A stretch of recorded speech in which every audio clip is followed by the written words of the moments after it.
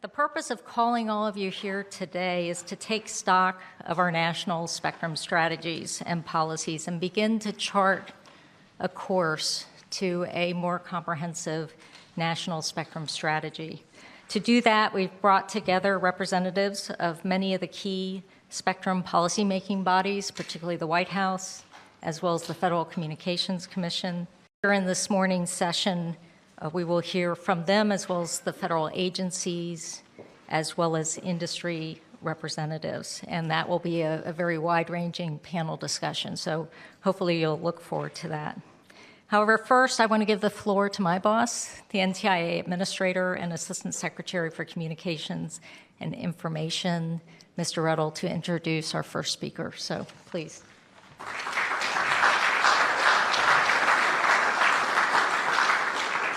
Thanks, Paige, and it's great to see such a great turnout for this event. Thanks to all of you for being here. Whether it's global trade, space commerce, or telecommunications, U.S. Secretary of Commerce Wilbur Ross has been a top voice for U.S. innovation and economic leadership within the Trump administration. Since his confirmation as the 38th Secretary of Commerce more than a year ago, Secretary Ross has shared the President's goals of freeing up the U.S. high-tech industry to flourish and expand their leadership around the world. This reflects his decades of experience in investment banking and private equity operations, culminating in his leadership as Chairman and Chief Strategy Officer of W.L. Ross & Company. Altogether, he has served as Chairman or Lead Director of more than 100 companies operating in more than 20 countries. I'm very pleased and honored that he's agreed to join us here this morning to kick off this policy symposium and to provide remarks on the relationship between spectrum policy and the nation's current and future economic competitiveness. Please welcome my boss, Secretary of Commerce, Wilbur Ross.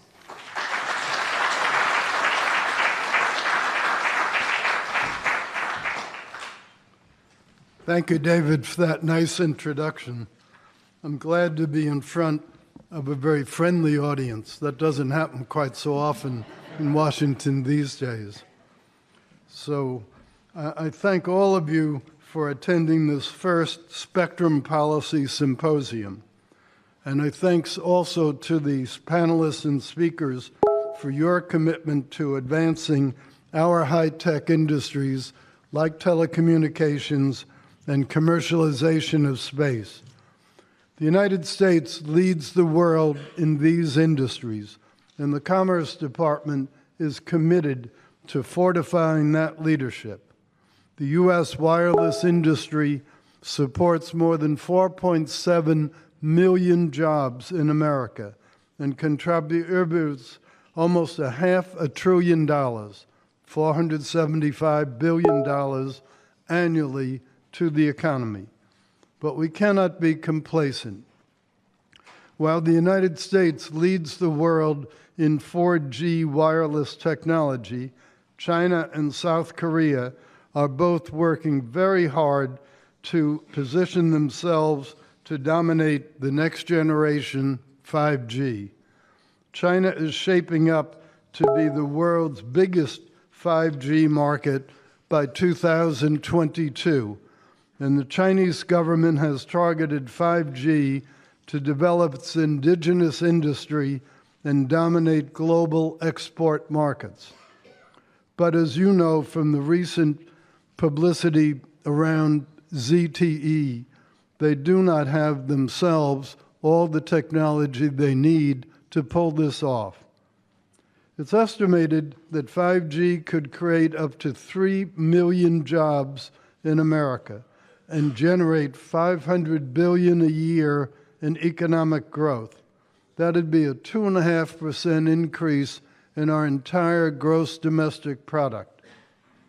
The first 5G phones should be ready in 2019, and all 4 nationwide mobile operators in the U.S., AT&T, Sprint, T-Mobile, and Verizon, are expected to be generating 5G revenues of at least $1 billion in the U.S. by the end of next year. This will be a major milestone for our wireless industry, and we're working at creating the conditions to prosper for 5G. We understand the importance of a sound spectrum policy to accelerate 5G growth. That is why we want to hear from all of you as policymakers, leaders, inside and outside of government, about the spectrum needed for 5G and for American companies to be successful in both domestic and global markets. This includes the satellite industry, as new technologies, including those powering non-geostationary constellations, promise to support widespread connectivity. On the government side, we're dedicated to ensuring that NASA, DoD, FAA, NOAA, the intelligence community, and other agencies have access to the spectrum needed to support their missions to protect the public, foster economic activity, and advance our scientific enterprises. Across all of these areas, our international efforts are critical.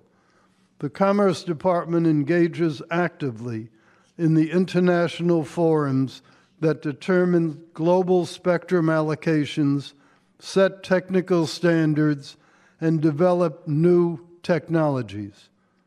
NTIA represents the federal government's positions on spectrum issues at the International Telecommunication Union's World Radio Communications Conferences, which occur every 3 or 4 years. These conferences determine global spectrum allocations and the processes to coordinate orbits of satellites through a treaty-level agreement. Our staff at NTIA is currently working with other federal agencies and the FCC to develop negotiating positions for the next WRC, which is scheduled for the fall of 2019. As we engage with the ITU, I ask that you support the election of Doreen Bogdan-Morton, a former NTIA staffer, as the ITU's Development Sector Director. Our administration has put its full support behind Doreen. She's well-versed in U.S. policy objectives and has championed our pro-growth and pro-competition satellite policies. If elected, she would be the first woman on the ITU's senior executive staff. On May 24th, President Trump issued a directive aimed at taking additional steps to maintain and extend our nation's global leadership in commercial space activity. Space is already a $340 billion industry and may soon be a $1 trillion business. But to realize our commercial space potential, our government needs to make it easier for the private sector to achieve success. We are already seeing improvements. Last year, Commerce signed an agreement with the Departments of Defense, State, Interior, and the Director of National Intelligence to reduce wait times on satellite remote sensing applications. The agreement sets more definitive timetables for license decisions and elevates decision-making to senior government officials if deadlines are not met. Before its implementation, the average time to obtain a NOAA license was 210 days. Now, thanks to these improvements, NOAA estimates the average time to grant licenses has been reduced by more than 50% to an average of 91 days. This brings me to the Space Council's initiative to create a one-stop shop at the Commerce Department for space commerce. The department is creating a new Space Administration Office within the Office of the Secretary and is repositioning and consolidating its space commerce functions under my direct supervision. This office will create a streamlined central interface at the department for industry needs relating to remote sensing, export controls, spectrum concerns, trade promotion, space traffic management, and space situation awareness, just to name a few. The Office of Space Commerce and the Commercial Remote Sensing Regulatory Affairs Office, both currently housed in NOAA, are being elevated to the new Space Administration. We will also soon name a director of the Office of Space Commerce, a position that has been vacant for almost 10 years.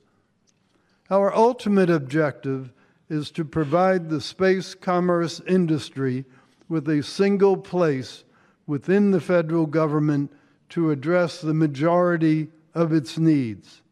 This includes support of NTIA's spectrum management and policy functions. Spectrum policy will play an important role in our efforts to advance space commerce. This symposium comes at an opportune time as we strive for U.S. leadership in 5G and other advanced technologies. We are focusing on spectrum policies to guide our efforts now and into the future. The views you share with us today will help advance the President's goals both domestically and internationally. Thank you again for your participation and your ongoing work to maintain U.S. leadership in these important markets. Enjoy the rest of your day.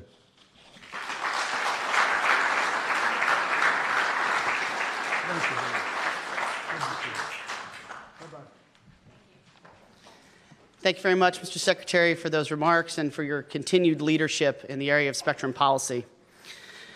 At this point, we'll move in to a keynote I intend to give, and then we'll have some time at the end for a little Q&A. So, good morning, and thank you again for joining us today at NTIA's Spectrum Policy Symposium. We're pleased that Secretary Ross could join us to discuss the status of our nation's spectrum policy. Under the leadership of Secretary Ross and President Trump, the administration is committed to ensuring that U.S. consumers continue to enjoy the benefits of American leadership across the technology sector and to protecting our national and economic security. We have a distinguished group of speakers today, and I welcome your participation in what should be a lively discussion on spectrum policy. This is an opportune time to take stock of spectrum policies and management practices. We've accomplished a great deal over the last decade. Mobile and satellite broadband services are empowering job creation, keeping people and information safe, and creating knowledge and fostering commerce around the world. The satellite industry is building and launching a new array of advanced constellations. Unlicensed services are empowering consumers to take control of spectrum in their homes and businesses. And the Internet of Things, smart cities, and driverless cars and drones are fast becoming part of our everyday lives, making profound changes to the way we live. But with 5G on the cusp of reality, there is much work yet to be done. As leaders in spectrum policy across government and industry, we must use this finite resource effectively so we can fully support 21st century wireless needs. We need to plan for the future, so there'll be enough spectrum available for 5G, unlicensed, and the next generation of satellite systems that hold so much potential. While commercial and unlicensed needs are extensive, we must also balance that demand against the government's needs for national defense, public safety, aerospace, and other vital missions. It's imperative that we make America first in 5G, and we do that by removing obstacles to 5G infrastructure and playing an active role in the international standard-setting processes that will define how 5G unfolds. We must also ensure that we have a collective approach to securing 5G networks. So how do we achieve these goals? We need a strategic approach that will engage both government and the private sector in supporting 5G and other 21st century spectrum imperatives. With our shared goal of optimizing spectrum in ways that deliver maximum benefits to the American public, We need a comprehensive set of immediate and long-term steps. Immediate actions are necessary to address priorities such as 5G and other emerging terrestrial and space-based networks, but we also need to establish a framework for a longer-term approach to spectrum policymaking. This requires true collaboration across government and significant cooperation with telecommunications, aerospace, and other industries. We must also develop a thorough awareness of current and future spectrum requirements for federal and non-federal access to spectrum. We're taking stock of the valuable progress that's been made to date and assessing how emerging technologies will impact spectrum usage and demand across the United States economy. Our ongoing spectrum-related research and development, testing protocols, and engineering analyses are yielding the tools that will help make more efficient use of the spectrum to meet federal and commercial needs. Over the longer term, agreement on foundational principles can drive our collective efforts. The principles must include a commitment to balancing federal and non-federal spectrum requirements and reflect the need to protect our economic and national security interests. We need to ensure sufficient mechanisms exist to increase spectrum access, including through spectrum sharing, when that is the most effective approach. And we need to gather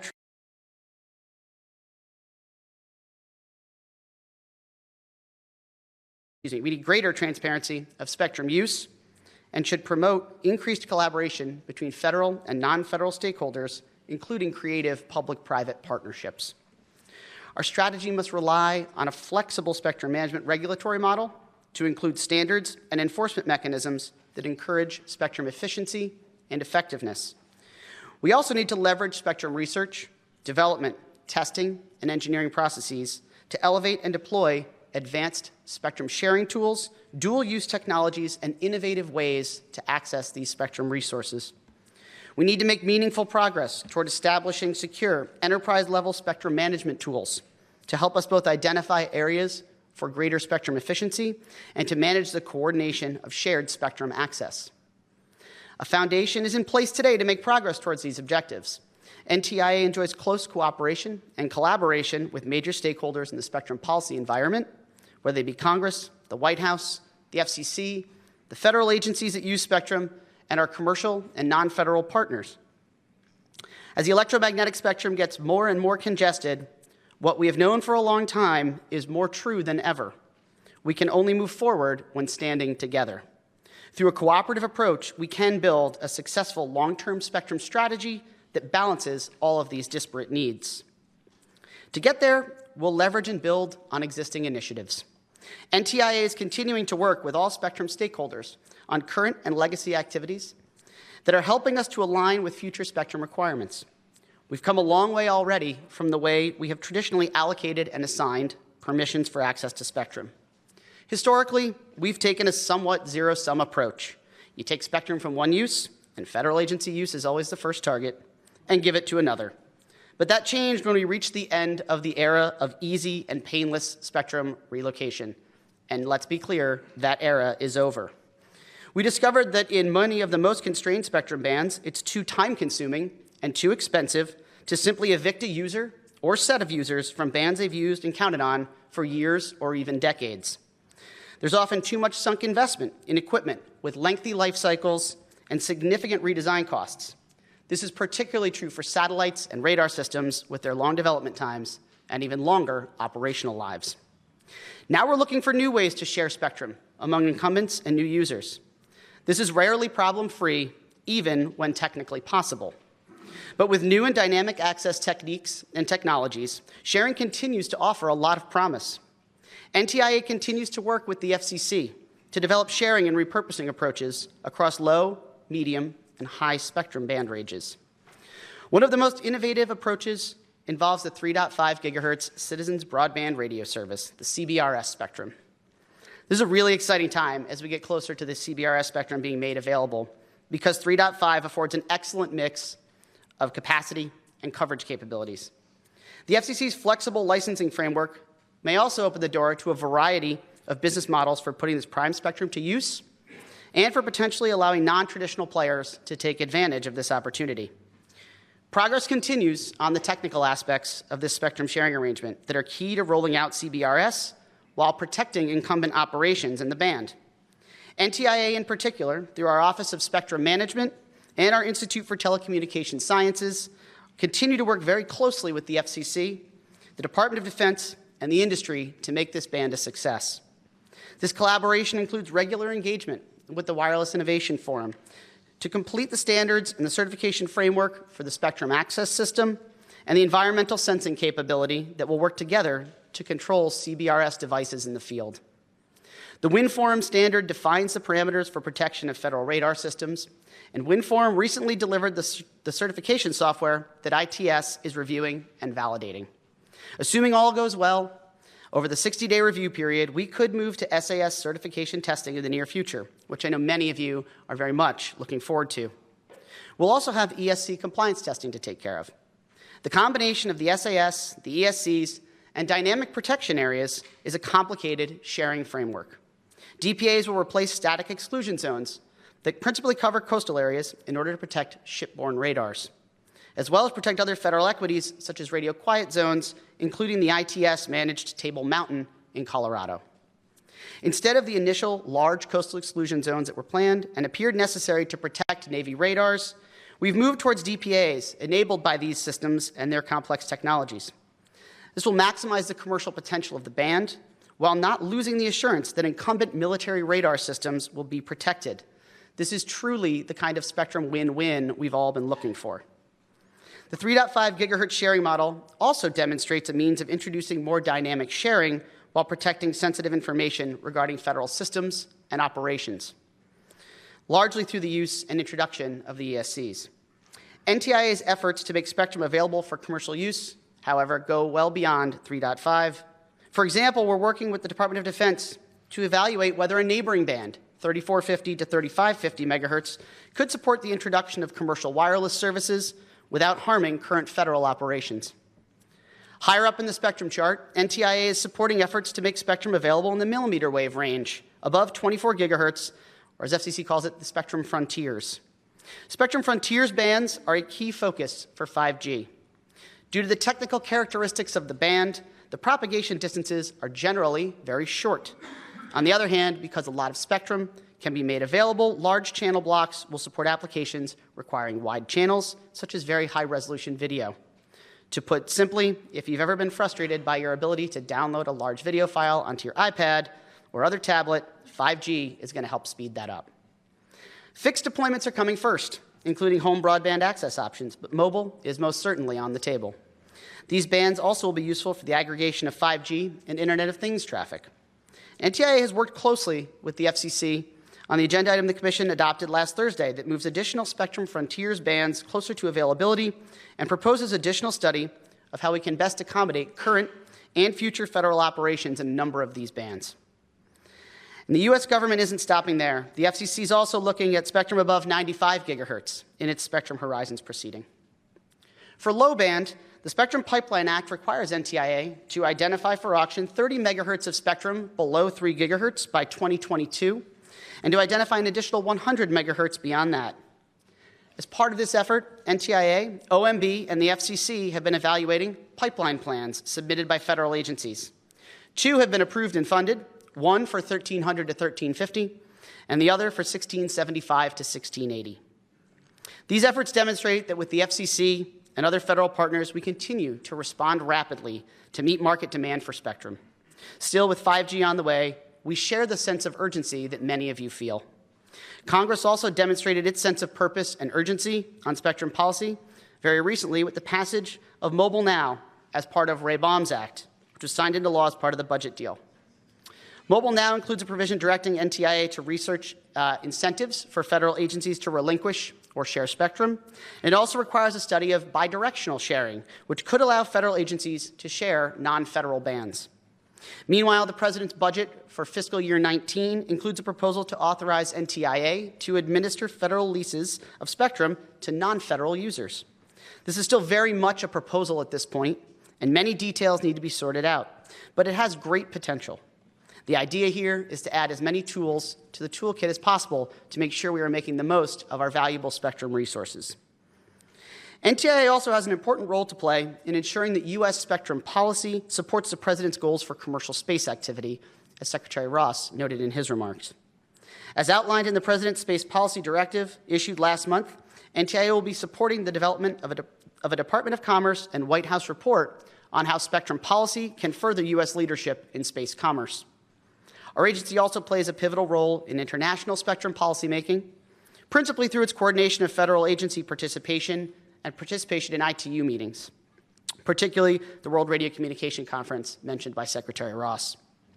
These are global, treaty-level, intergovernmental conferences that update the rules for international spectrum allocations and satellite orbital slots. To echo Secretary Ross, it's important that all of us with a stake in these matters work together to develop and advance unified, balanced proposals to ensure U.S. success at the WARC in 2019. I'm looking forward to today's panel discussion to help us move forward on these goals and the principles that we've laid out, as well as to bring other areas forward for consideration. NTIA has a rich history in communications policy landscape, drawing on diverse stakeholder input, relying on expertise to help us arrive at decisions and actions that benefit the American public. Our efforts must empower American companies to continue developing and deploying the innovative technologies Americans have come to take for granted. It is the key to sustaining U.S. leadership, growing the economy, and providing good, high-paying jobs for our citizens. Thank you so much for being here today. I look forward to your questions.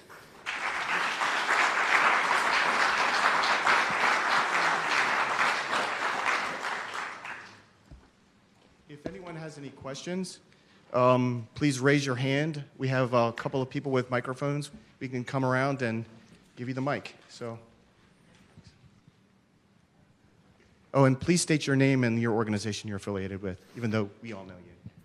It's Rick Reeser from Raytheon. There's some mention in the Secretary's remarks and yours about 5G standards. A couple of us in the room here participated in a 2015 study of the Commerce's telecommunications labs. And one of the shortcomings we kind of ran into was where is the U.S. in terms of leadership for telecommunication standards for 5G? The Secretary mentioned South Korea. That was one of the countries we actually looked at. But has there been any improvement in the government's, way they've approached standardization for 5G? A lot of that's been left up to the commercial private sector, but I think one of the shortcomings we noticed was that there wasn't a lot of government participation, whereas in other countries there was. And so I was curious if there's been any renewed interest in that. Well, I think it's a great question. We have been focused on making sure that we expect the private sector to lead in standards efforts, but that doesn't mean there shouldn't be a support function from the U.S. government. Our own ITS staff from our Boulder, Colorado labs routinely attend standardization meetings to support private sector-led efforts on these standards, as well as numerous NIST staff who attend as well to help on the standardization efforts. So, as you know, standards work is a continually evolving landscape, and certainly we are working every day to make sure that we are trying to adapt the way the U.S. government looks at standards to respond to the changes in those landscapes. And if you have specific comments on ways we can improve that, we certainly welcome them.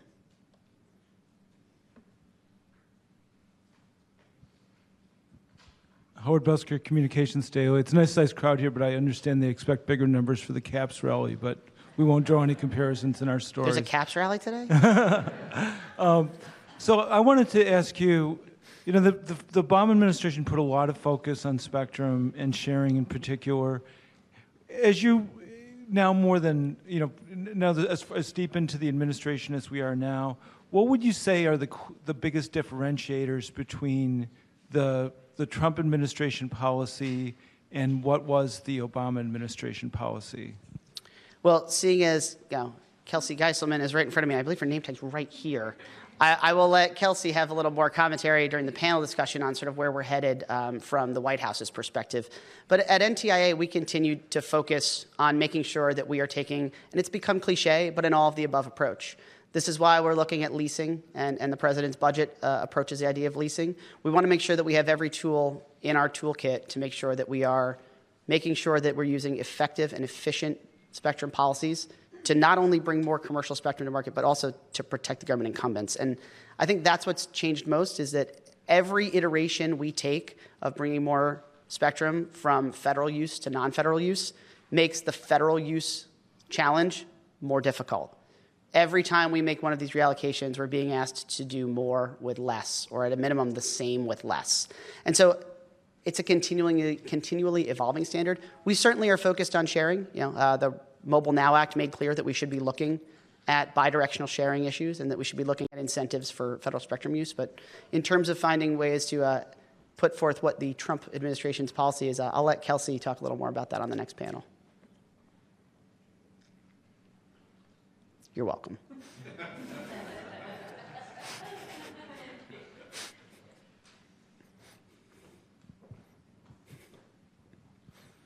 Dennis Roberson for Roberson & Associates.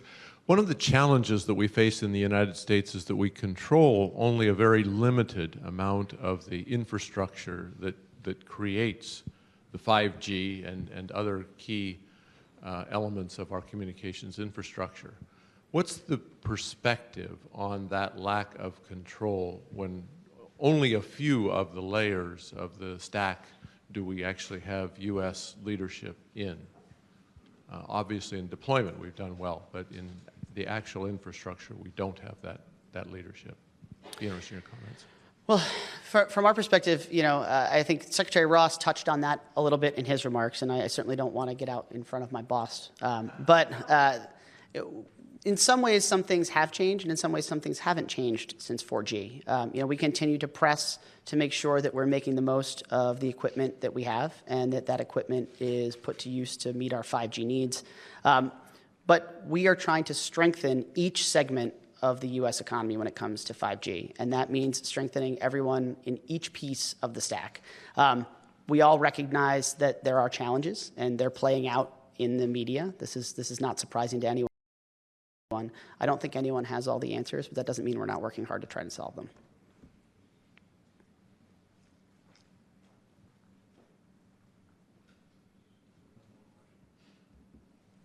All right. If there are no further questions, then I'll turn it back over to Paige to move on in the program. Thank you very much, everyone.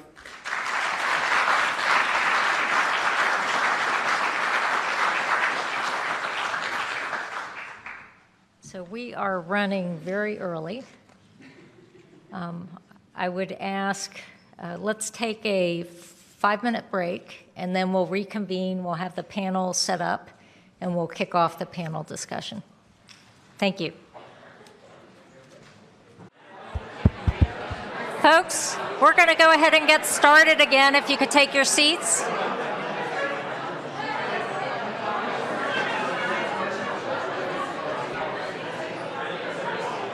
So we're going to start our panel for this afternoon. We're running a little ahead of schedule, but I know this will be a lively discussion, so we're looking forward to it. And I wanted to start off with a few comments, and then I'll introduce our panelists. I've often been asked how I would explain the benefits of our spectrum policy work to the average American consumer. And on one level, it's pretty straightforward. It's easy to talk about the increasing spectrum access allows for additional broadband to the consumer. Each of us uses it every day. Every time we pick up our smartphone, our tablet, we use GPS. And good spectrum policy improves our quality of life through enhanced entertainment, improved healthcare, improved education, and increased job opportunities, so it's pretty evident. And these things clearly help us drive our economic growth, social interactions, and overall quality of life. But we have to remember that people are not just consumers, we are also citizens. And great spectrum policy means that I can look you in the eye and say, when you get on that plane today, you will make it to your destination safely. I can talk to a mother or father that's watching a hurricane come barreling toward their city and tell them that we'll give them enough notice that they can protect their family. We can assure the American public that we continue to watch the skies to help prevent additional terrorist attacks. And as another example, in space research, we not only can see photos of Pluto from 3 billion miles away, but it also helps us answer fundamental questions such as how is the Earth changing and what are the consequences for life on Earth today and more importantly for our children and grandchildren for decades to come. Those are some of the implications of our spectrum policy work for our nation's citizens. The entire combination of benefits that result from our policy work is really what makes the United States a great place to live and a world leader in technology. So this is why we decided to bring such a great group together for our panel and to represent different facets of industry and government. I think we've known for quite a few years now that spectrum policy only moves forward when all stakeholders work together and respect all of the opportunities and interests that spectrum access can empower, and David Redl talked a little bit about that earlier. It gets trickier when you move from that consensus to specific issues and implementation, and that's when it gets tense at times. So for this panel, I'd like to begin with the spirit of collaboration and consensus and move into a frank discussion of how we can move this ball forward together and how can we move forward on a strategy that really takes into account all of the interests, national security, economic, balancing federal, non-federal, balancing different types of services, terrestrial, space, and others, as well as balancing licensed and unlicensed requirements. So we're going to welcome the audience participation. This is going to be a Q&A format, so I will start the ball rolling, and I will be soliciting questions from the audience as well. And again, we've got the roving mics, so if you have a question, let us know, and I'll move back and forth for that discussion. So first of all, I'm going to introduce our panelists, and I'm going to go from my immediate left down the table. Our first panelist, and you have short bios of everyone, or you should have picked one up at the table, so I'm not going to read the bios, but I will just introduce name and role. And Kelsey Guyselman is a policy advisor in the White House Office of Science and Technology Policy, responsible for advancing the president's technology and innovation priorities. And as David introduced Kelsey before, she can talk a little bit about perspectives from the White House. Our next participant is Carl Burleson, and Carl is the acting FAA Deputy Administrator, and he's responsible for ensuring the safe and efficient operation of the U.S. airspace, which is a huge, huge job, and we appreciate Carl also taking out time from his extremely busy day to join us. Rachael Bender is next, and Rachael is a wireless and international advisor to the Federal Communications Commission Chairman, Chairman Pai, and plays a critical role as our partner in crime, so to speak, with spectrum policy. Tom Power serves as the Senior Vice President and General Counsel for CTIA and has been there for a few years, prior role in the White House and NTIA as well. And he will help us understand some of the perspectives from industry, and particularly terrestrial wireless industry. Next, we have Colonel Fred Williams, and I appreciate you filling in for Fred Moorfield. And Colonel Williams is a senior analyst in the Spectrum Policy and International Engagements Directorate Office of the DoD Chief Information Officer. So I thank you for joining us as well to help us understand the DoD perspectives. And last but not least, Tom Stroup, who's the president of the Satellite Industry Association, serving as the lead advocate for regulatory and policy issues. And this, again, trying to touch on different facets, different industries to help us see a broad perspective. Obviously, not everyone is represented on the panel, but this will get us started. So I appreciate all of you joining us today. Very important. And I want to start off, David talked about the progress that we've made to date, and we really have made tremendous progress over the last few years. And this is for increasing access, both from a commercial as well as government perspective, but it is getting increasingly challenging. You know, all the seeming low-hanging fruit is gone. And even though it may have seemed easy, it has never been easy, but it's getting harder each and every day. And a lot of folks have talked about a national spectrum strategy. And we want to talk a little bit about that and help us understand, will that help us move forward? Does it help us continue the momentum and propel us forward? So I'd like to ask each of the panelists to talk a little bit about how such a strategy, again, national spectrum strategy, how could that help us address growing public and private sector spectrum requirements, and what you think should be included in that strategy, and think like top 2-3 elements that you think are really critical for success. And I'm going to go down the flow of the table for this question. I'm going to start with Kelsey. Thanks, Paige, and thanks, NTIA, for having me here today. I think to start, just a little table setting in terms of the White House priorities and how spectrum can influence those. I think there are two critical things that are really informing our thoughts on this. First is the priority of American leadership and economic opportunity, and I think spectrum clearly is a driver of this. As we heard from Secretary Ross, wireless technology is a huge contributor to the economy as well as a job creator of solid, high-paying jobs. In addition, national security and defense and protecting the American homeland is another critical priority for the administration.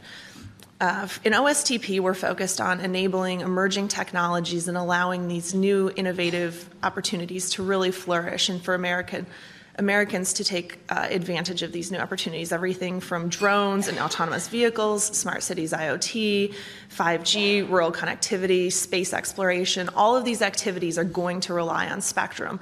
And demand is great, but we're only on the cusp of what we're going to see. And I think this is where a comprehensive national strategy, as Paige framed it, is really an important thought to consider. And I think having something long-term that is really taking into account all of these different equities, how to balance them, how to account for them, is going to be really important for policy making and decision making as we move forward.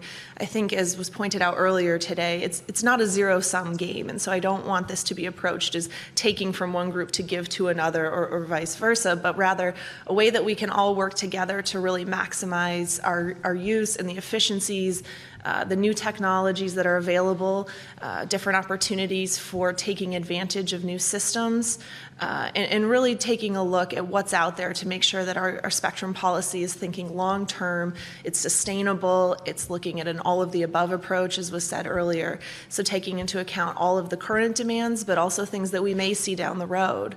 And this is something that I think has really broad support across the board from both the federal and non-federal side, and I think, as Paige said, the devil's in the details here. And so I think looking at different strategies and technologies will be a key component, taking advantage of existing research and development that's happening both in the private sector and within the federal government, as well as having a clear plan and path forward as to how we're going to approach spectrum policy for 5G and beyond.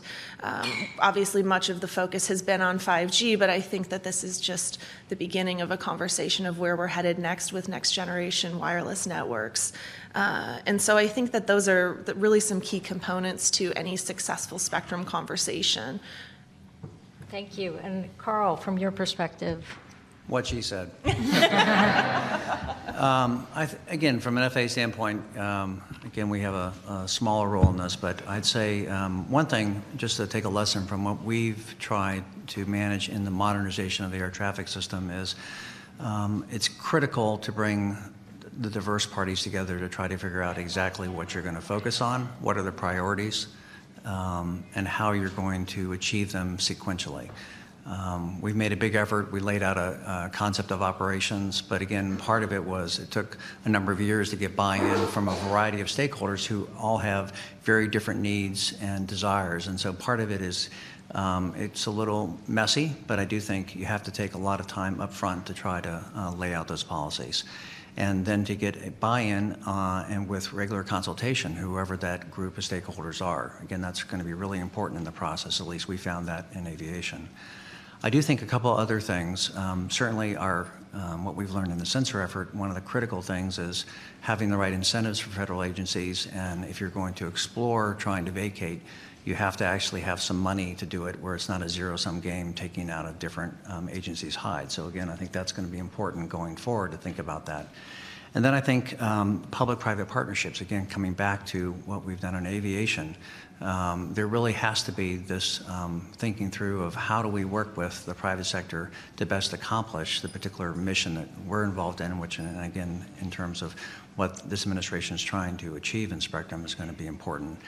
And then I think, finally, we really think there has to be, and you were just referring to this, it's a broader concept than simply efficiency when we think about how to go forward, because certainly you can be very efficient in a use. I was talking to someone ahead of time that there has to be something broader in terms of the utility of the spectrum use, because while you may have a very efficient entertainment use, it may not quite come to the safety of life use in aviation.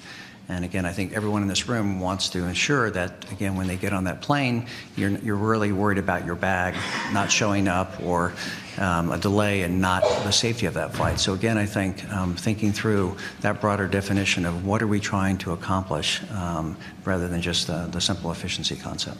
Yep, thank you. And we'll talk about that in more detail in a few minutes. Rachael. Well, thanks, Paige, and thanks, NTIA, for having me, and thanks all of you for not being in the party on the street and being in here with us. That's where they're headed right after this. We'll get you there, yeah. So, you know, I think a national spectrum strategy will keep everyone focused on kind of the dual goals that we've already been talking about. On the one hand, we need to get more spectrum out there for commercial deployment in order to serve all parts of the country, including urban and rural. Chairman Pai, one of his top priorities is closing the digital divide, and a spectrum strategy plays right into that along with infrastructure deployment. But on the other hand, we also have to project the government uses for the critical missions and services that the federal agencies are working on. And so having a national spectrum strategy can help us kind of hone in and focus on how we achieve that balance. And I think one of the keys, especially from the FCC's perspective in crafting any type of strategy, is flexibility. So instead of setting out one goal that we have to meet, it should be kind of a living document, something that can move over time as technology evolves, as things change, so that we can keep pushing forward and we can adapt. So I think flexibility is really one of the hallmarks that would make it truly beneficial to all sides, and then working through these public-private partnerships, balancing all of those many interests really allows us a path forward. Yeah, I think flexibility, you think 5 years ago, millimeter wave, we would have never predicted what we're seeing today. Tom. Well, let me echo my thanks for having me here today and for having me on a panel with these Spectrum All-Stars and all the Spectrum All-Stars in the crowd. I really appreciate it. And just for everybody's benefit, I told Tom 2 jokes max. Now, if they don't laugh, does that count as a joke? And there's one already. Done. Fred? No. And I do appreciate you keeping things on track here, because we do all have an 11 o'clock appointment. Is that right? Okay. Way over the limit. I think a national spectrum strategy is a really good idea. When you face challenges, you need to have a plan with goals and things to hold yourself accountable to. Obviously, from our perspective, 5G is the big focus, and we're slightly behind, it seems, South Korea and China when it comes to the deployment of 5G or the development of 5G. There are spectrum bands, particularly mid-band, that we'd be focused on in a national spectrum strategy. But I just want to echo all the comments here on the need for collaboration, because when you're looking at some of that mid-band spectrum, it's either federal incumbents or in there satellite incumbents or in other bands. We need a collaborative effort, and I totally agree with Kelsey. This does not have to be a zero-sum game. The reality of sharing is here. Technology is improving. The idea that we can do more with a finite amount of spectrum, I think, is something we all need to be striving for. So it doesn't have to be, as Administrator Redl was saying, you're taking from one and giving to the other. Hopefully we can make this a win-win across the board.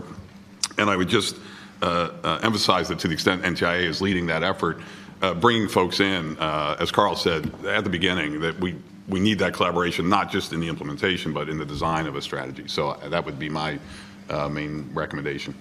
Thank you. Fred. Yes, ma'am. Thank you. And thank you for the opportunity. It's a privilege to be here. It looks like I'm the minority in the room, which is a good thing. And thank you all for coming. It's a good turnout.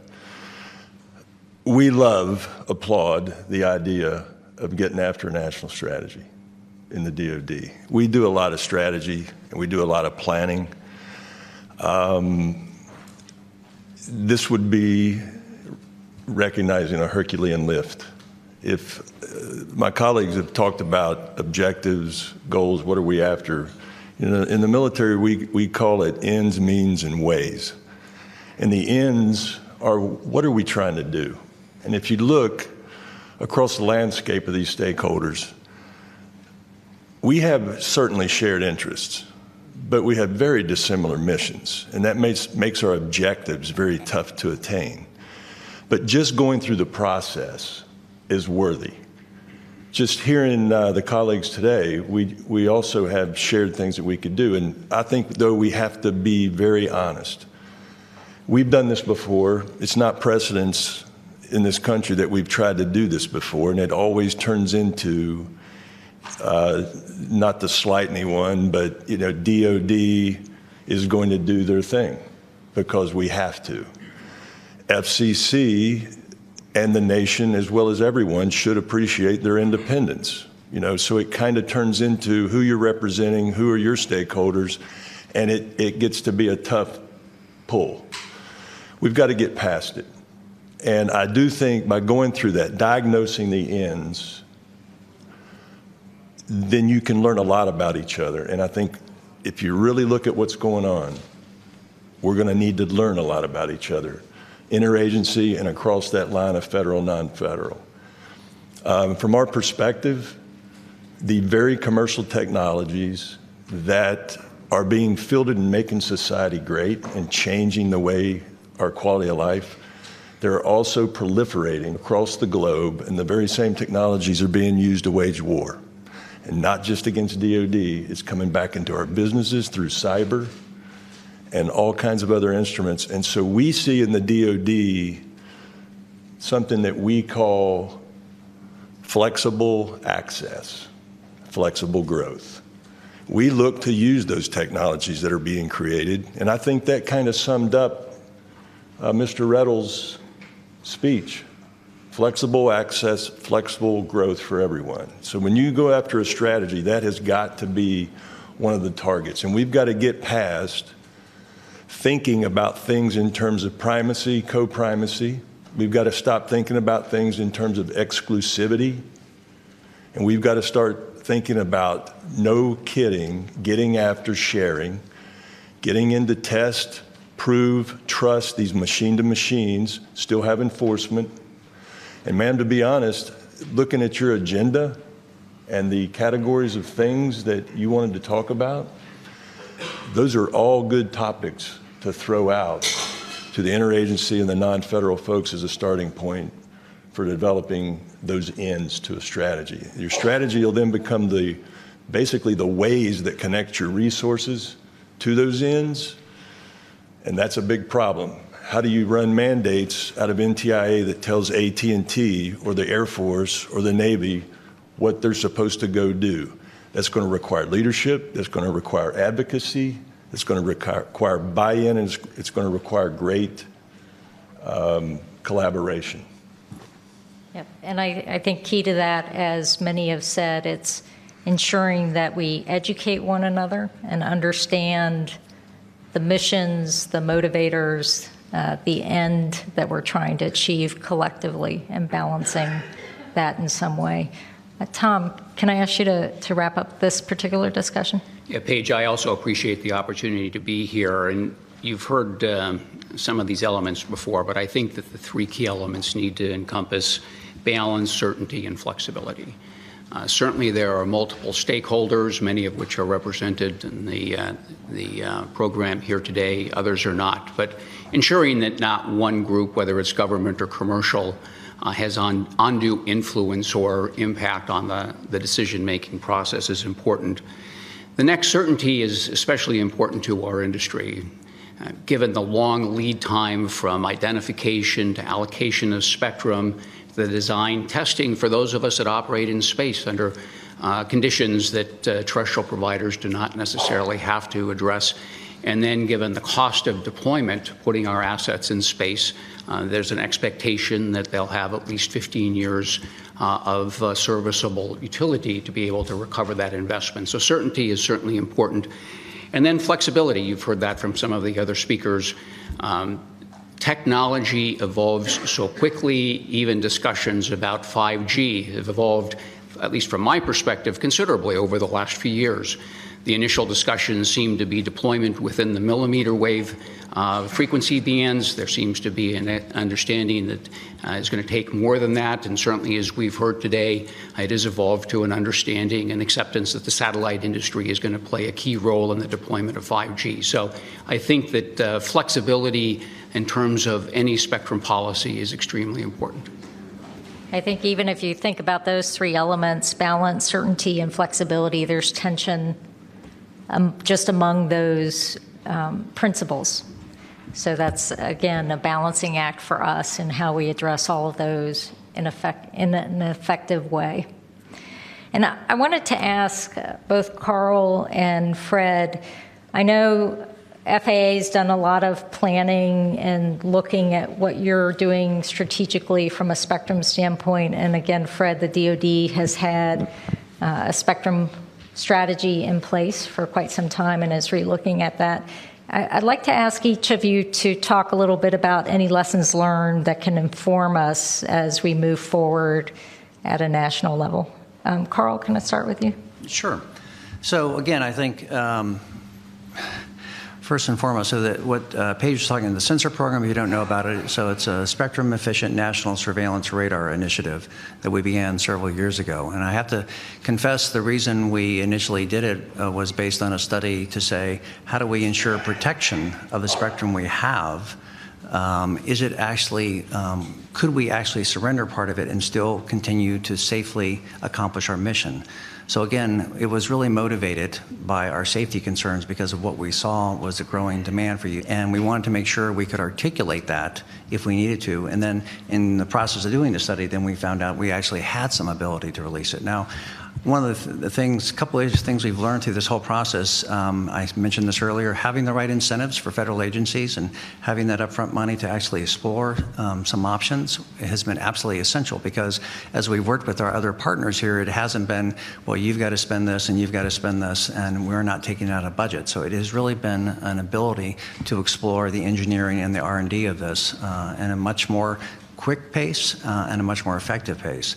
I think another thing we've learned, which has been terrific, is we don't have a challenge in this particular solution set of the technology itself. We have the challenge, I know you will all be shocked by this, of agencies all having different requirements, engineers sitting around and saying, well, I would really like that bell and whistle.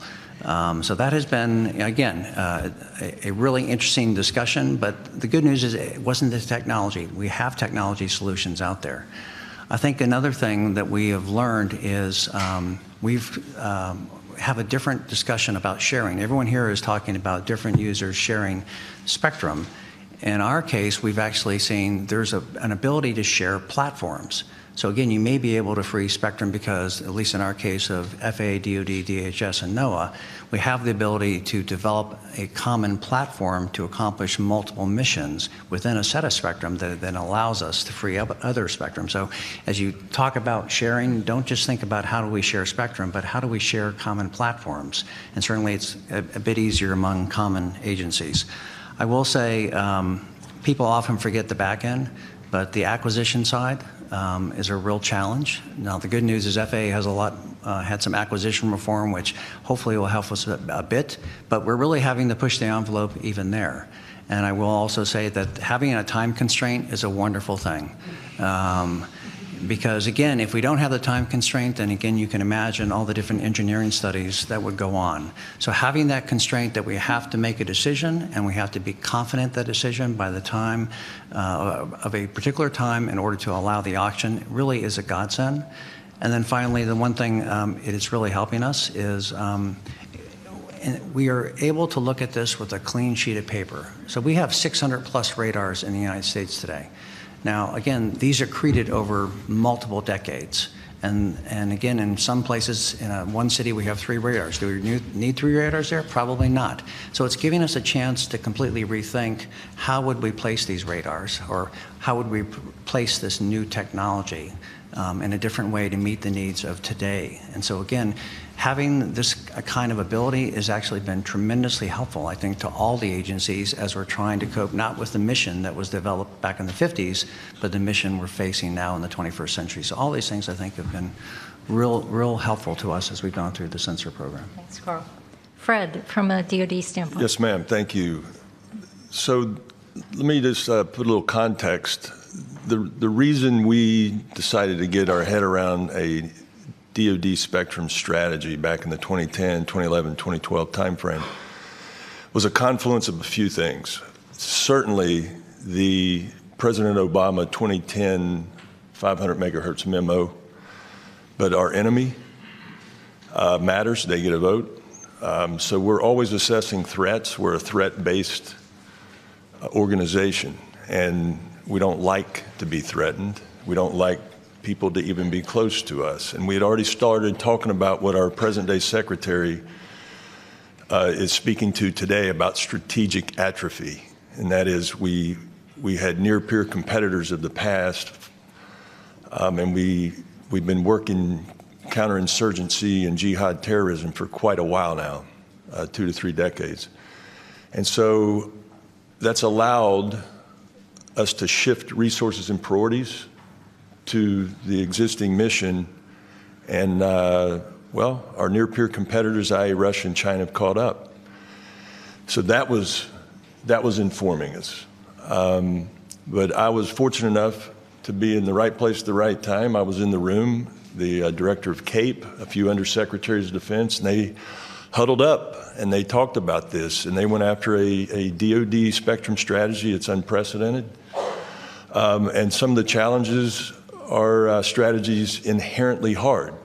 Defining what it is that you want to do, a lot of times we take a big chunk and then we can't ever agree on what it is. And so our problem is you know, you're trying to enable this from a policy shop of spectrum where you don't really have any authorities to tell them what to build. And so it really takes a lot of advocacy and creativity and leadership. And you've got to have stamina and endurance to see it through. In the DoD, they'll look at you, but they really want you to show them. And so we started showing. We showed them the broadband plans that were coming, and 3G, 4G, the push in the 500 megahertz.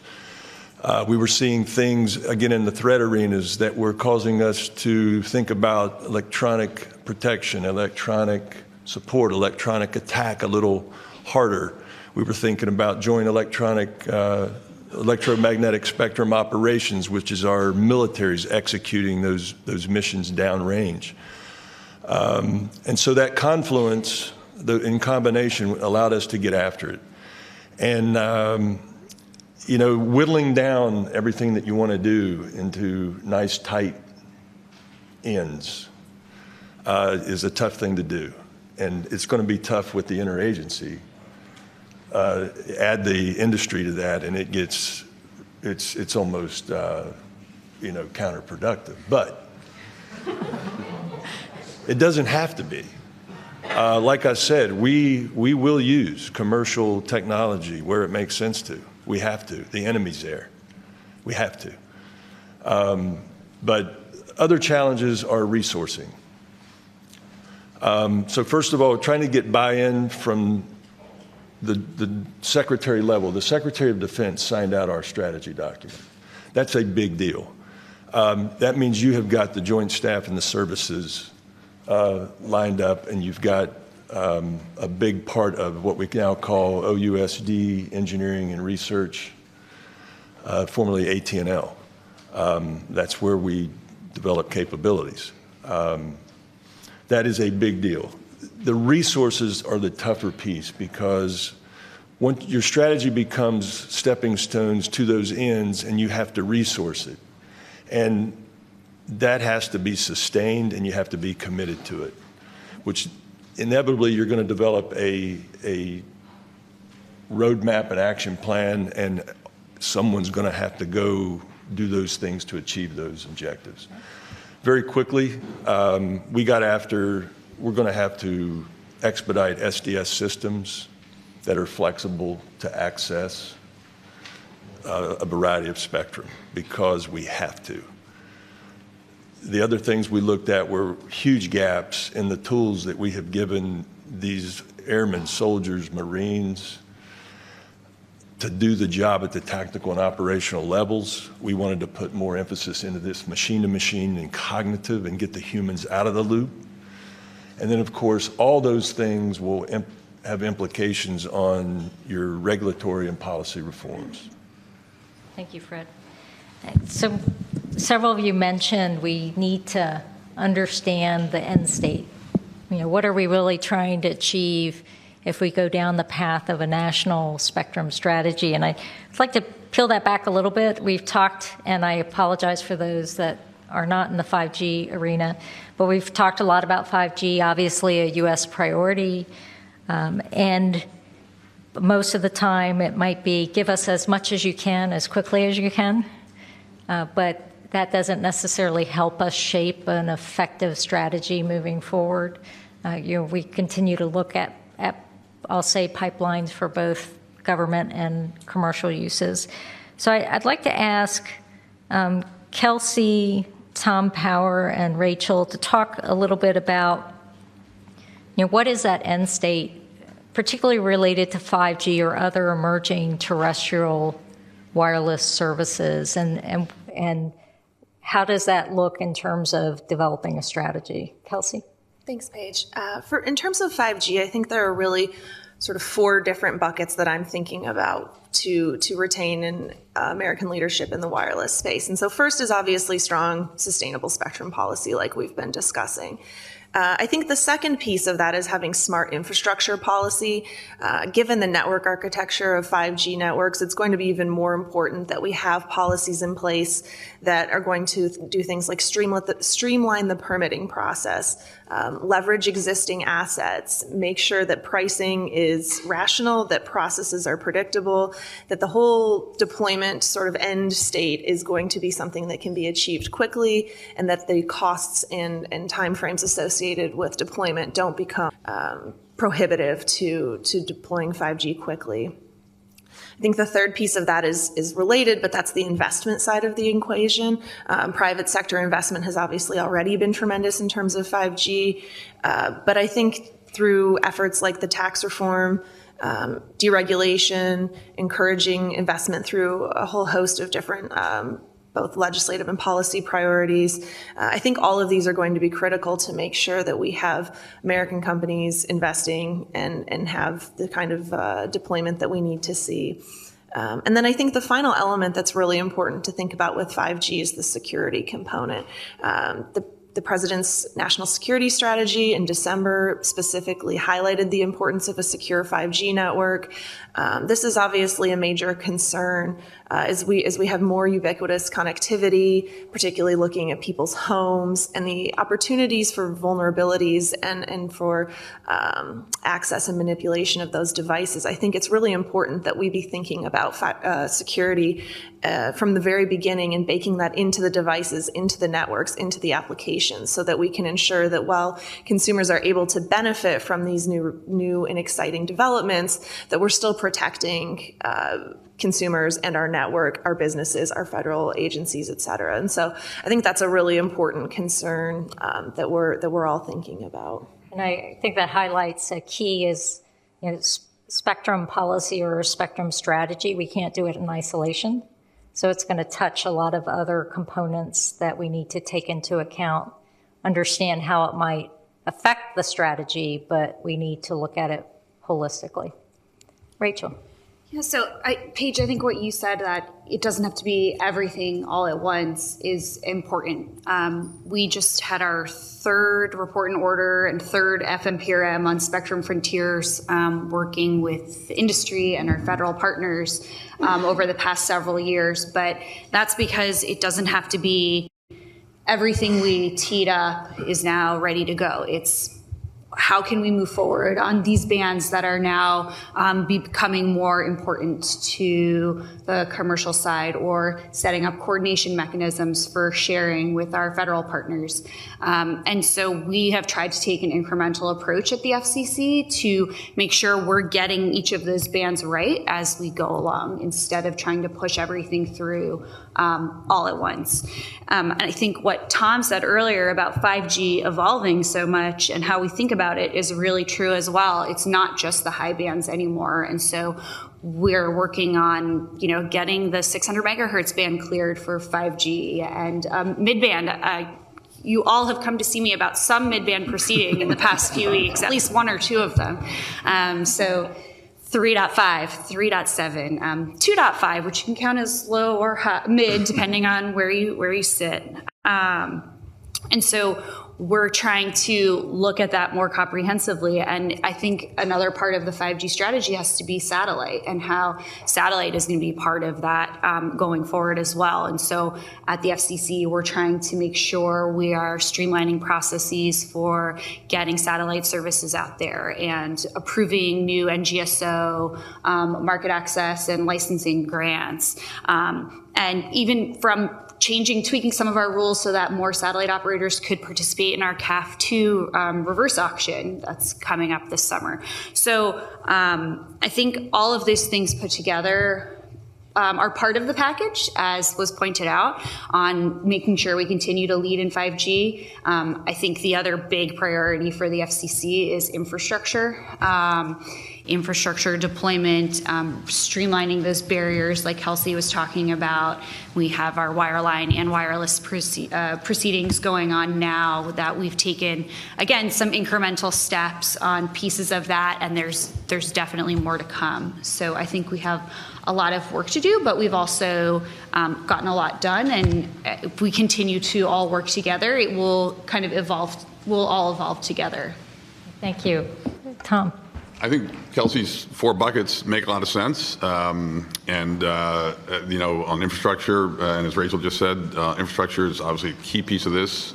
Solving the spectrum challenges doesn't do you much good if we're still operating under siting rules that were designed for 200-foot towers when we're in the world of small cells. So that's certainly a key aspect of this. On spectrum in particular, it is all the above: low band, mid band, high band. As Rachael just said, her door is darkened every day by multiple meetings on mid-band in particular, and it's really where the whole world is going. It really is the foundational block of spectrum when you talk about 5G, and it's important that we be a part of that just because of the economies of scale. Whether you're talking about antennas or roaming or chipsets or whatever it is, all those areas are made more efficient and more cheap. If we can glom on to the harmonization and the standardization that's going on in all those areas. We led the world in 5G. It meant a huge boost to our economy. We need to do it again in 5G. It's billions of dollars and hundreds of billions of dollars in GDP potential and millions of jobs. So we need to replicate that. I think when you look at that mid-band in particular, and that's, as I said, kind of where a lot of the focus is now, from 3.4 up to 4.2, one of the huge potential opportunities there is the ability to have very large contiguous bands of spectrum, 100 megahertz bands that, as Administrator Redl was talking about earlier, are needed if you're going to support the really high bandwidth applications like streaming of 4K video content. But it does require, back to the opening, collaboration, because if you're talking about the 3.4 band, as Administrator Redl discussed, they've launched a study of that, but we need to figure out how to work with the federal incumbents there. On 3.7 to 4.2, of course, the satellite incumbents are there, and we're starting to have that discussion about the different opportunities as to how we might move forward. The 3.5 gigahertz, we're further ahead. The Commission putting what we hope are the final touches on the details around license sizes. But that mid-band has really been the focus. But we don't want to lose sight of the high band, and as Rachael just said, the Commission obviously moving ahead in a smart way. Last week's notice seeking comment, particularly on 26 and 42 gigahertz. And then back to the low band. Of course, we've been talking about the 1780 band for quite a while, and Carl's comments on the sensor project and looking at the 1.3 band. I like to say that the 1.3 band is on our radars, but the problem is his radars are on the band. That's one. I'm not counting the joke that nobody laughed at. But it does speak to the need for two things: this collaboration, and secondly, the Spectrum Relocation Fund. Again, to the extent that that funding can be used to help support NTIA in the study of the 3.4 band and the sensor project and other projects like that, and maybe at some point funding NTIA itself. If you need that money to do the planning, and NTIA is in the middle of the planning, maybe at some point NTIA can be a beneficiary of the Spectrum Relocation Fund. Thank you, Tom. So I'm going to go to Tom Stroup for one more question, and then I'm going to ask the audience, so think about questions that you might have. And Tom, we've talked a lot about the role satellites play in 5G, or at least to some extent. And as we think through NTIA as well as other spectrum policy makers, the role of satellites, whether it be in 5G or delivering other types of emerging services, what should we be thinking about when we think through these not competing requirements, but these different requirements, particularly from a satellite standpoint, for spectrum planning in this strategy?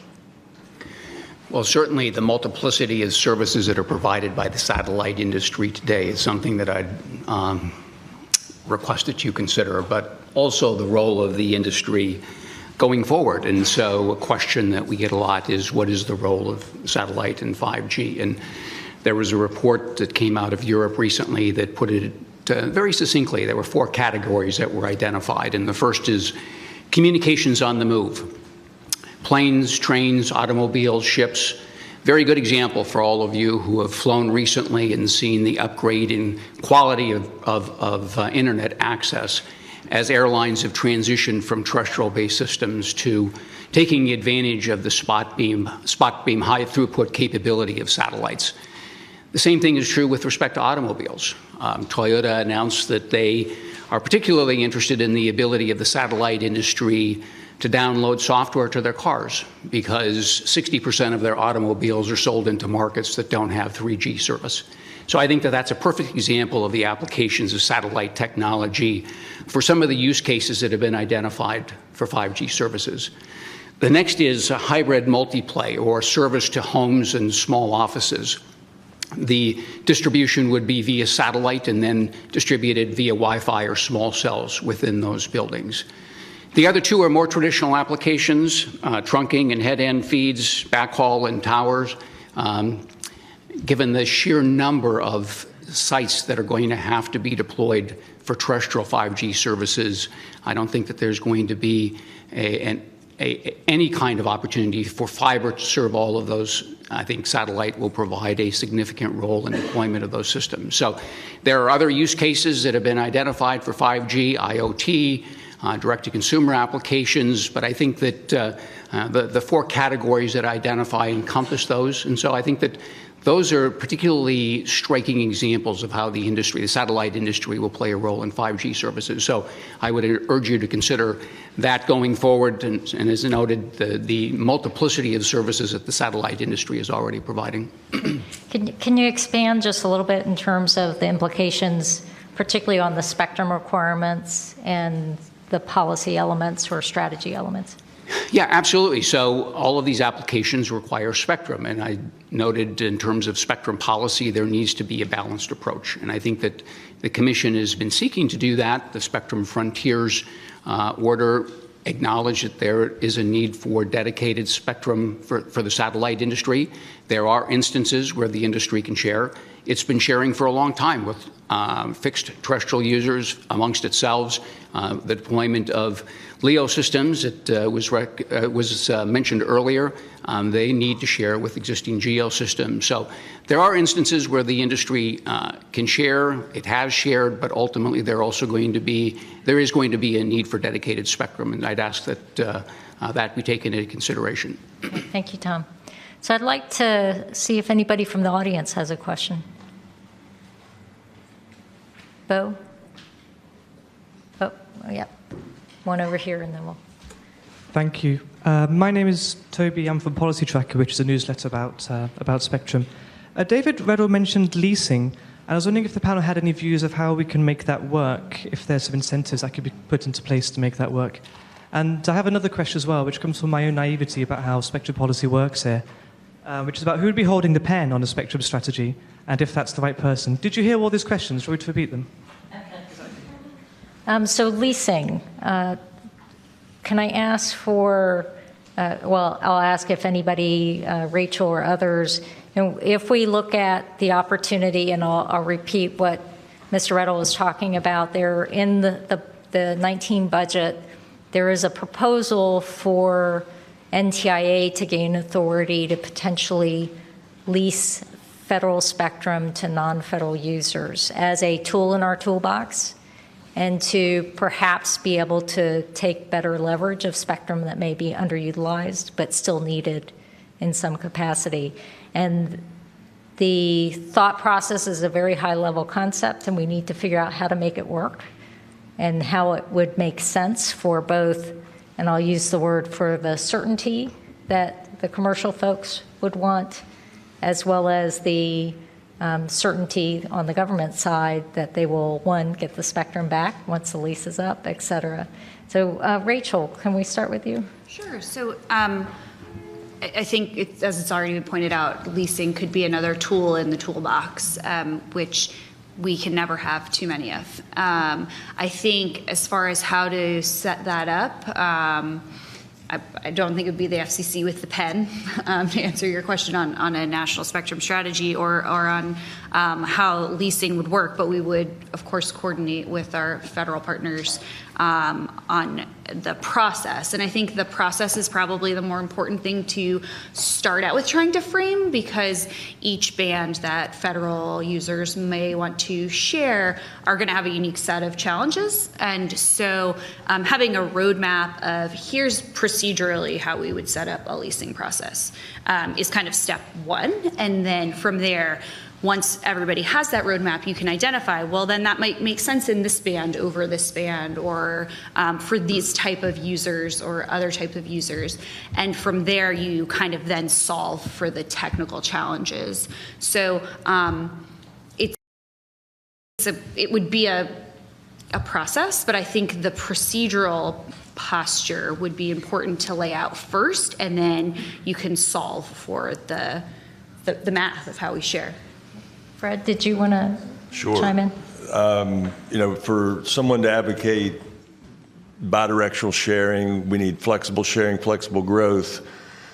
We would be talking out of both sides of our mouth if we didn't accept something like this and entertain it, and we think it's healthy. However, I can start you with a list of things to go down through that process. No, it's fun. I've had help. First, how do you qualify for a lease? Does industry come and say, hey, I want this, and we all look and see that, hey, we've got technical characteristics in there with 6 federal entities. Do we proportion that out by assignments? Or how do we do that? And then it's who gets the money? Does NTIA get a cut of that money? How do you... Does Paige get a cut of it? Check. That's how it works for us. What color is the money? What can I spend it on? What time constraints? Am I going to get sequestered? There's just a litany of questions. However, I'll shorten this up. We look forward to those discussions, although it's new, but it's fresh. I mean, we, in the federal side, if Justice says, hey, DOD, can I borrow some of your assignments tonight? We kind of go, yeah, and we don't charge them, right? Yeah, thank you, Fred. Tom, do you want to talk a little bit from an industry standpoint? Yeah, and I echo, it's great to have the creative thinking and all the tools in the toolbox, and it's certainly worth exploring. I would say from the wireless carrier's perspective, first, on the one hand, what's the difference between a lease from an agency and a license from the FCC? I mean, the form may be different, but the substance could be very similar.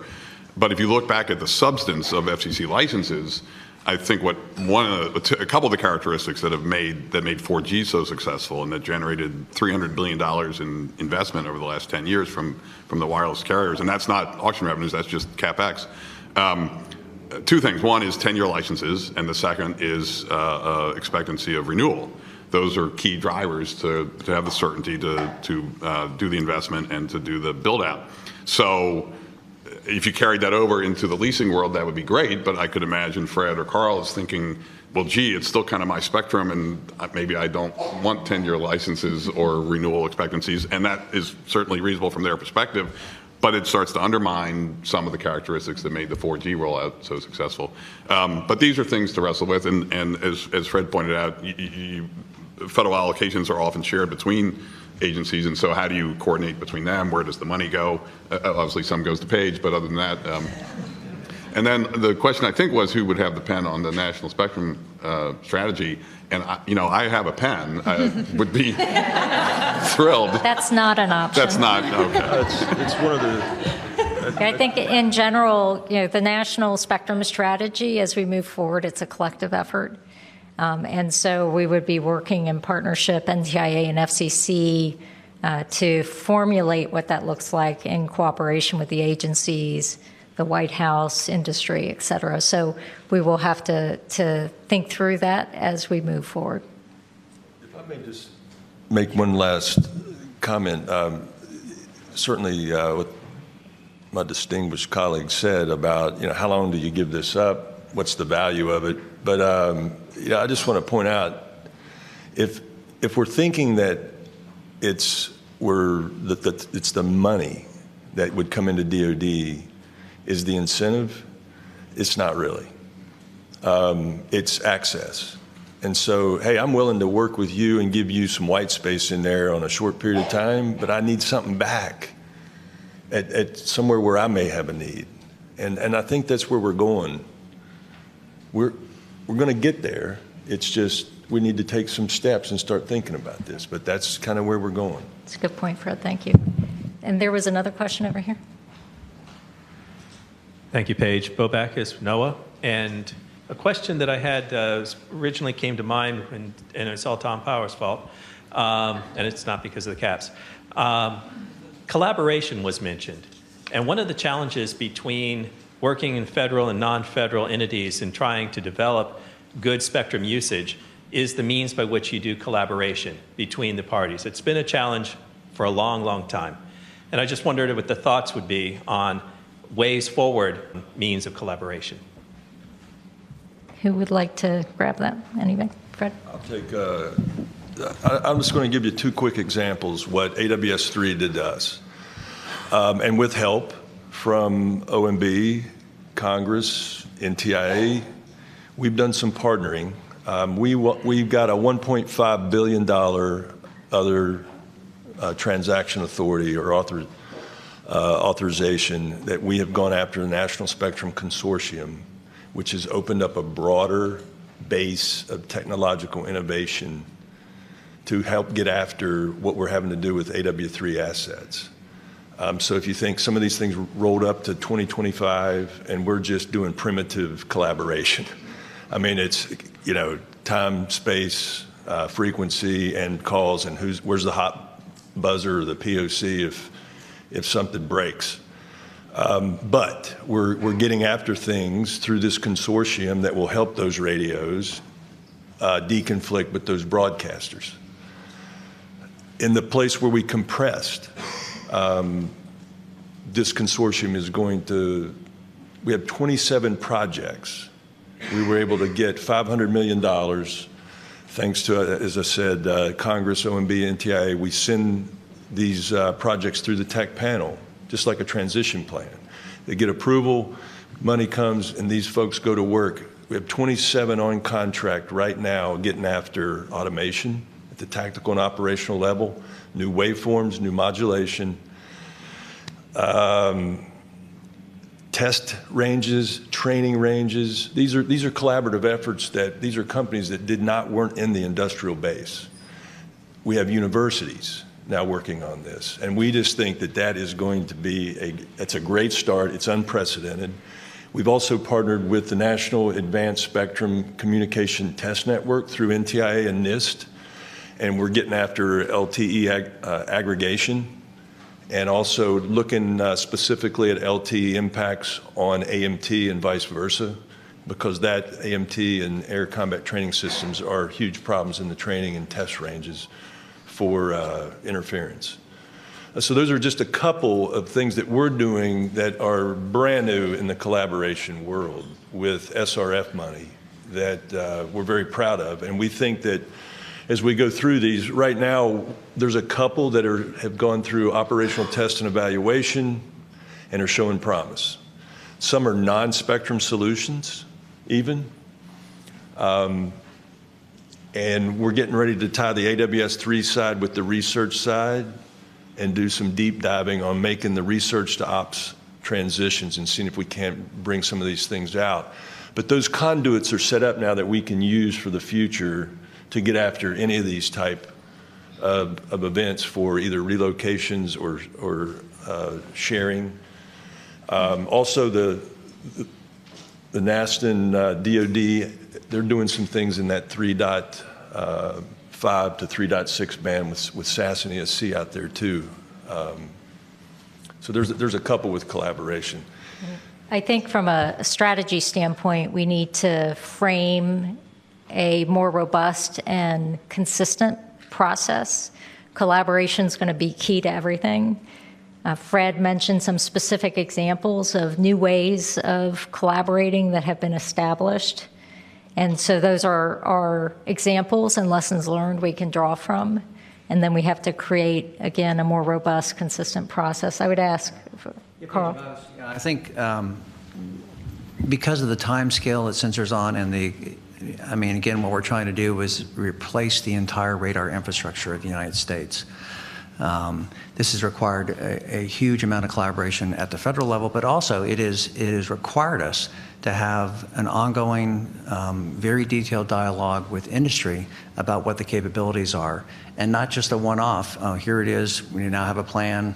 We're going to go put it out. No, it's an ongoing dialogue to see how we're going to get this done. So again, one of the critical lessons we've learned from Sensor is this need, if we're really going to get this kind of technology inserted nationally on the kind of timescales we're talking about, you have to have a robust and ongoing dialogue with industry about how they're going to deliver it. And we in the federal government have to think a little bit differently in the acquisition and deployment process versus our sort of standard, here's the 5 and 7 year acquisition, and here is the 20-year deployment. We have to think about it differently. So again, and none of that's going to get done because we're not the ones deploying it. I mean, it's the industry that's going to produce the technology we need, and it's the industry that's going to deploy it. So again, we're really having to have a level of partnership and a depth of dialogue we haven't necessarily always had in the past. Thank you, Carl. Tom? To take it to a slightly higher level, I sort of think of it as you have these, you need alignment, and you have sort of these concentric circles. So NTIA leads the interagency process, the policy and plan steering group. They need to be aligned, and then the hook to them is maybe to OSTP, right? And then OSTP brings in OMB and DoD and FAA, and then they bring in the broader group with the FCC and the commercial side and the public interest community. But it takes alignment and everyone staying focused on some particular goals. And as Carl said, there's nothing like a deadline to make things happen. And I would add, in AWS-3, we also leverage CSMAC, the Commerce Spectrum Management Advisory Committee, in a way that probably is untraditional, which allowed us to use that Federal Advisory Committee to NTIA to bring together diverse players and work through some of the hard issues that led to the success or the ongoing successes of AWS-3. So again, there are many different vehicles that can be used, but we need to see what that framework looks like and lay it out in a way that we can execute against. Any other comments? Okay. A question up here, and then we'll go to the back.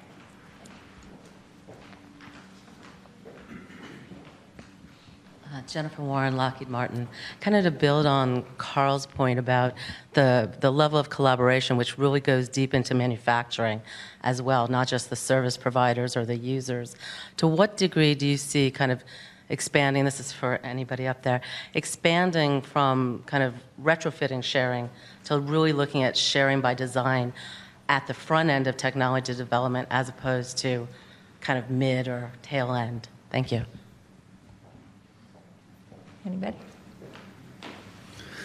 Because I'll answer if nobody. I have a short answer. I mean, that's exactly what this consortium does. It's this is a technical innovation initiative that's ran by the Office of Undersecretary of Defense for Research and Engineering. And we're watching that. And I think right now, you know, there's speed and time are causing us to think kind of, hey, we're going to have to bolt these things on because these things are already rolling out and doing their thing. So, but I think in the future, getting on the front end and getting this stuff baked in is going to be the way forward. And we are going to see success in the next 5 to 6 years with the machine-to-machine, the rule-making that allows that to happen, the policy making that's going to be necessary. But I think we have to look and go, you know, why don't we just take a strategic pause and let some of this technology mature? Because sometimes it informs what policy you need. In other words, do we need to insert a spec manager there? Do we need enforcement there? Or can we back off? Some of this stuff, machine-to-machine, is very trusted. You don't, it doesn't mess up. Some of it, we're going to need to have enforcement.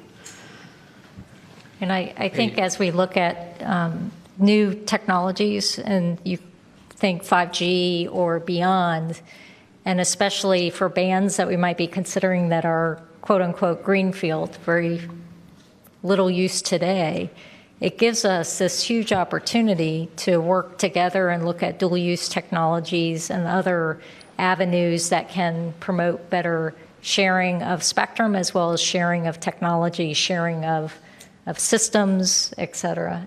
Carl, did you? Yeah, so I was going to say, so we regrettably have a lot of experience in this area. Because as we've tried to modernize the air traffic system, part of it is how do we put new capability in aircraft? So clearly when that aircraft comes off the line, it's designed, and it's with the aircraft, that's a wonderful thing.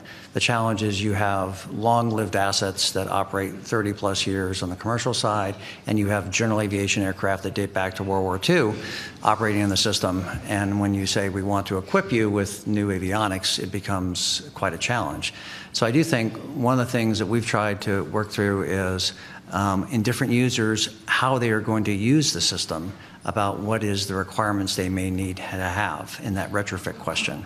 Because again, if you're general aviation aircraft and you're going to be flying in what we call visual conditions out in the middle of Montana, it probably is not as important if you're a general aviation aircraft flying around New York City in terms of the kind of avionics you have. And so in thinking about the retrofit question, part of it may be just defining what are the requirements for this system to work, and can you do it in a way of sort of spiral, incremental adoption, depending on what the needs are in different parts of the system. So.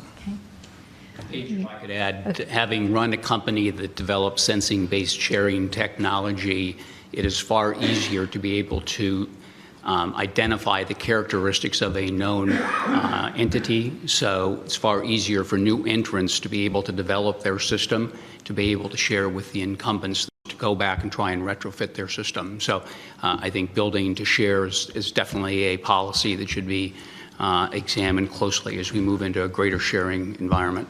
Thanks, Tom. Rachel, did you have something? I just wanted to add from the FCC perspective, for a long time, we've been looking for clearing for exclusive use. And that's still a goal of ours, but there's not a lot left. And so we're going to have to go with these types of sharing from the beginning ideas and regimes. And that's the way we're going to be able to get more spectrum as we balance with our federal and non-federal partners. And so I think that we don't have a choice. We're going to be doing that going forward. Again, it's part of that all of the above approach. We can clear where we can clear, and we can try to share where we can share. And those are all tools that we need to look at. For instance, in the Frontiers proceeding last week, we have some bands that we're teeing up for potential clearing. We have some bands that we're teeing up for potential sharing. And how do we get those coordination mechanisms right in each of those bands based on their unique characteristics? Thank you. I would add, but we're moving in that direction, right? I think software-defined radio is moving in that direction. Even spectrum access systems are moving in that direction where you're contemplating sharing as you design these things. But then they also do come with challenges. It's, if every car has to stay in its lane, you're going to have fewer accidents than if cars have permission to be moving back and forth. But that's what makes it fun. That's it, Tom. Questions in the back? I'm Dale Hatfield from the University of Colorado. I'm very interested in this notion of the National Spectrum Strategy. But it seems to me that the rules that are developed to provide increased sharing, high dynamic and even bilateral sharing, are not worth much unless you have a very effective enforcement strategy. And what I was curious about, especially one of the things that worries me, as many of you know, is deliberate jamming and deliberate spoofing. And I was sort of curious as to how you feel that in the National Spectrum Strategy, what the strategy might look like in terms of making enforcement. Because without enforceable rules, you kind of might not even shouldn't. I mean, the rules depend upon enforcement. And I was just curious about your thinking in that area. Yeah, I think that's an excellent point, and I think that's something of significant concern, because as we have a more and more crowded spectral environment, I think enforcement becomes more and more important. And so obviously I think the FCC and their Enforcement Bureau and their role in that will become more and more critical as we start thinking about these things. And I think, as Tom pointed out, when you have sharing, you start getting more complicated too. And so I just... it's certainly a consideration that I think we will have to account for as we move forward, and it's something that I think the FCC in particular will have a leadership role in. Yes, our Enforcement Bureau will be the cop on the beat, but I think it's also important that as we set up any sharing regime, we kind of set out the clear guidelines up front and work with, if we're sharing with our federal partners, what are their specific risks, what can we be looking for, what can we try to guard against right off the bat? And that goes to the last Jennifer's question, and how can we set this up from the beginning to make it work as best as possible, so that our Enforcement Bureau can come in on the back end and make sure everything is running smoothly. But if we lay out those rules of the road in the beginning, everybody kind of knows what lane they're supposed to be in. See, you can bring it all back together. And I think in our vernacular, we've moved to a new acronym. That shouldn't surprise anybody. And it's Interference Prevention, Detection, and Resolution, I believe is the right. So IPDR. When you talk about enforcement, a lot of folks have a particular idea of what enforcement is, particularly traditionally what it is. But the whole idea is, as we move to these greater sharing environments, particularly more dynamic environments, how do you make sure you build in resilience to prevent interference from occurring in the first place? But if something happens, you have to detect and resolve it very quickly. And this goes back to the idea of certainty. You have to understand that it will be a certainty that you can remedy situations that arise. So critical component to any strategy, in my personal opinion. In terms of your jamming question, Dale, I think we're all concerned with potential intentional activity or disruption, but you can get similar effects with unintentional disruption as well. And again, the more we can build resilience into our technologies, our systems, our infrastructures, we'll be better off all the way around. Did anybody want to add, Carl? Paige, just back on the enforcement question, because again, speaking as an agent, experience in this, about 20 years ago, or a little bit longer, we actually changed how we were going about it. And because again, what we saw was the traditional enforcement pattern was not going to work given the pace of accidents and the growth of aviation. And so we went about changing the paradigm where we actually invited industry in and had conversations where they were sharing what the risks were that we would have never seen if we had kept the traditional enforcement paradigm. And our focus was on how do we ensure compliance? How do we ensure the risks are dealt with and addressed as quick as possible, sometimes through rulemaking, sometimes just from voluntary action of the industry. But the whole point was to get the safety achieved. And again, what we've been able to do is in the last 9 years, they've only had one fatality, one tragedy recently in the Southwest airline. But again, think about that. 9.5 years without a commercial fatality because of this approach where, again, we went away from just simply the enforcement. And again, not that enforcement has stopped. I mean, over the last 3 years, we've issued $75 million in civil penalties. So if you can't comply, or if you're unwilling to comply, then we come after you hard. But the point is, it's not simply enforcement, but how do you create a dialogue in this area where industry is coming with the government to identify risk on an ongoing basis on the different technologies and and the issue is, as you have this common dialogue, you will see that different companies, again, will have these same issues. And so again, I'm not sure exactly how the paradigm would work here, but I do think it's at least worth exploring just because we've been able to, and I think this model is being now trying to be adopted in the medical world and other worlds of trying to not focus so much on enforcement after the fact, but how do I get compliance to take care of the risk? Okay, thank you. And we have time for one more question. And actually, so let's do two, because Carl's been very patient waiting for the mic. Okay, Howard Busker again, and I thought I should ask the question of Kelsey, since David Redl specifically said, well, you should ask Kelsey this question. But, you know, are there differentiators between where the Obama administration was on spectrum and you know, this administration? You know, I will point out that Tom Wheeler, the former FCC chairman, Tom Wheeler, talked a lot about an all of the above approach on spectrum. But I'm just wondering, like, in sharing, for example, are there nuances? Thanks. Sure, and I think, you know, generally speaking, I don't view spectrum as a partisan issue. This is something that we've all embraced, and I think that, you know, there are a lot of technical considerations and conversations around this. But I think one of the things that has shifted since the last administration, and much of this is due to new developments in technology, is a shift away from specific targeted number goals and things of that nature. And a lot of that is, again, because of the way that we're talking about spectrum. When you're looking at things like spectrum frontiers and spectrum horizons, the amount of spectrum that's being freed up in those proceedings alone is just so massive compared to what we were talking about, you know, 8 years ago. And so I think that's one of the biggest shifts. And I think as we've discussed today, there's fewer and fewer opportunities for just outright clearing and reallocation for exclusive use. And I think that's something that we're going to have to pivot and really focus on how to make use of what we have and to move quickly to get to those goals. And I think that while there are still bands that can be cleared,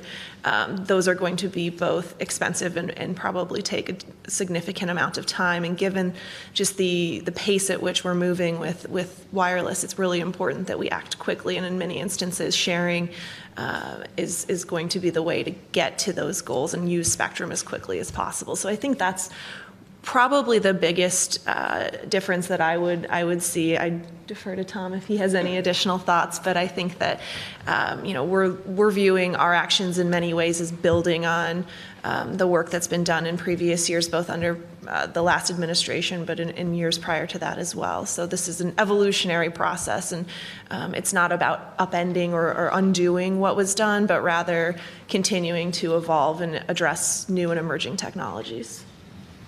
Yeah, as Kelsey said, I think this is a lot more about physics and partisanship. And, 8 years ago, millimeter wave spectrum was not something we were thinking about. And technology evolved, standards evolved, and suddenly we have these much greater opportunities. So I think it's all moving in the right direction. Okay, thank you. Carl. Now, been come on, raising that his wasn't hand a for like joke. the last Come on, 30 everyone's minutes. giggling. Carl Neviah with Alliance Science. And I do remember just a few years ago when CTIA and others laughed at 3.5 gigahertz when NTIA suggested it. I mean, so things are changing very rapidly, and that's a good thing.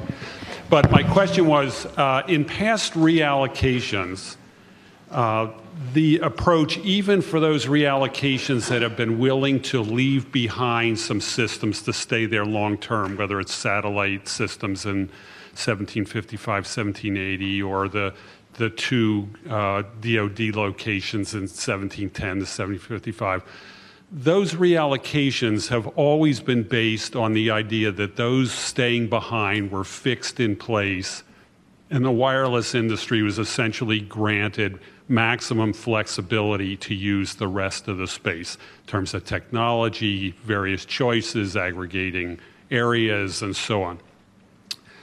As we look to the future, is there a regulatory construct that the wireless industry can accept that accepts changing needs of the satellite industry and the government in remaining in these bands? Is there a process or a structure that we can actually foresee where those groups can continue to grow and change and evolve, even staying in the bands that the wireless industry seeks to enter? I'm sure the answer is yes. But it's almost 11. I mean, that's a huge question. I mean, I think the one thing we keep saying up here is that there's a lot we still don't know. There's a lot.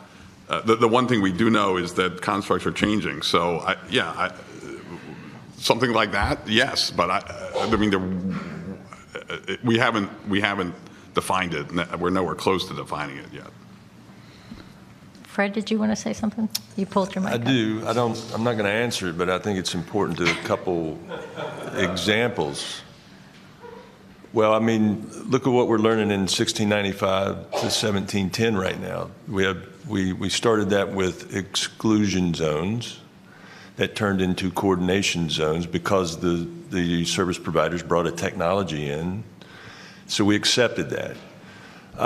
But to his point, we're locked in there because of life cycles of satellites. But it doesn't, the system doesn't allow for me to flex my mission. For example, if I have to go under BRAC or whatever, maybe I do have a location change where I need to move those assets. That is like a non-starter in the negotiations with the satellite providers or with the mobile broadband. The other thing is what if the Europeans launch a satellite? We may not get an assignment in this country, but they're launching L-band satellites in Europe, and we would like to catch that data. And this is where DoD and NOAA are going to be in lockstep to say, hey, just, don't lock us down. We need to flex mission, just at least allow for the negotiation to happen. And this is kind of green fields and frontiers, right? I mean, hey, we shouldn't do all rush to Oklahoma and do a land grab. If you do and you got there first and you got something important, great, but just don't lock everybody else out. That is not leading the world in 5G. I would argue if we could show the world a model where industry and the federal government share in a bi-directional manner and sell that abroad, that works. And I would say that I think this is one of the most significant challenges we have, is how do we address, I'll say, flexible access for new entrants and incumbents so they can evolve and grow over time and do it effectively with the certainty that both sides need to make it happen. So I do think that's one of the most significant challenges that we need to come together and address. So I'm going to have to wrap up for today. I want to thank everybody for coming. We're going to close the panel and symposium for this morning. Really appreciate your questions and perspectives throughout, particularly the panel members. Thank you again for coming. It just shows the wealth of experience and breadth that we have addressing this problem, because it is a hard one, but an important one that will take all of us coming together in a collaborative way to address effectively. I also wanted to, in particular, thank Secretary Ross for joining us today and underlining the importance of spectrum for our entire economy and for the future of U.S. technology leadership. And of course, thanks to my boss, Assistant Secretary Redl, for his leadership and vision in convening this august group to start having an important conversation and to carry us forward. This is just the beginning, or an ongoing dialogue, but a new start for us to come together and figure this out collectively. So thank you very much. Really appreciate your time.